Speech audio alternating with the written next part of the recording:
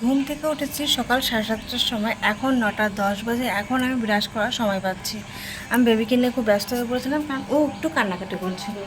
এখন বাথরুমে গিয়ে ফ্রেশ হবো, আর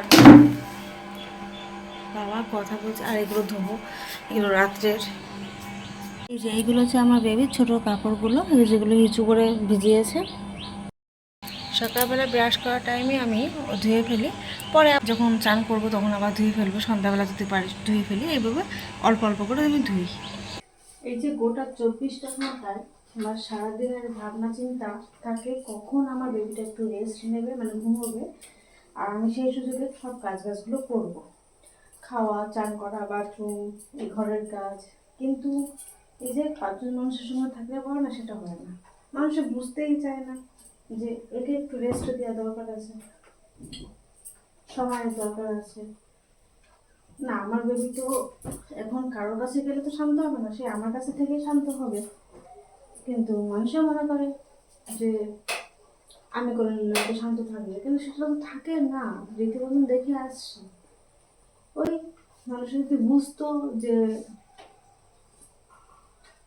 ওকে একটু সময় দেওয়া দরকার, গল্পটা পরে করি, বা ওর কাজ বাজ করে আসো তারপর গল্প করি। আমার সারাদিনের রেস্ট নেওয়ার সময় হয় না, মোট কথা। মানুষের এটাই ভাবনা যে সারাদিন তো বাচ্চার সঙ্গে থাকে, কোনো তো কাজ বাজ করে না, ওর আবার কিসের রেস্টের দরকার।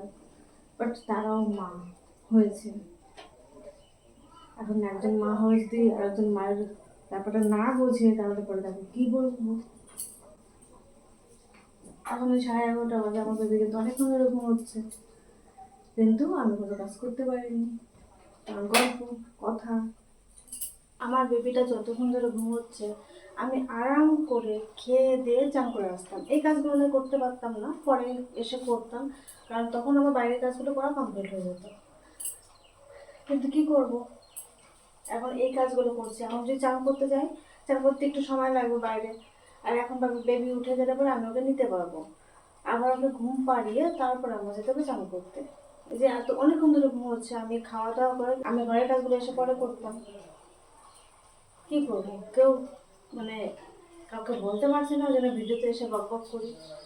আমার একটা টার্গেট থাকে যে আমি আগে বাইরের আমার কাজগুলো করে আসি, কারণ আমার সারাদিন বেবির কাছে থাকতে হয়।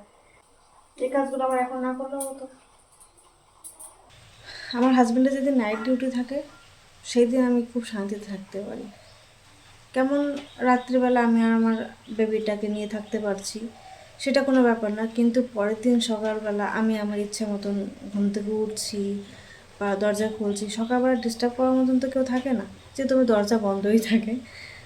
তো ওইটুকুনি সময় আমি একটু শান্তি পেয়েছি সপ্তাহে একদিন, মানে 8টা দিন। এই যে 2 মাস হয়ে গেছে আমার বেবি বয়স, 8 দিন মাত্র আমি শান্তিতে থাকতে পেরেছি। তাছাড়া দিন না, রাত্রের বেলা।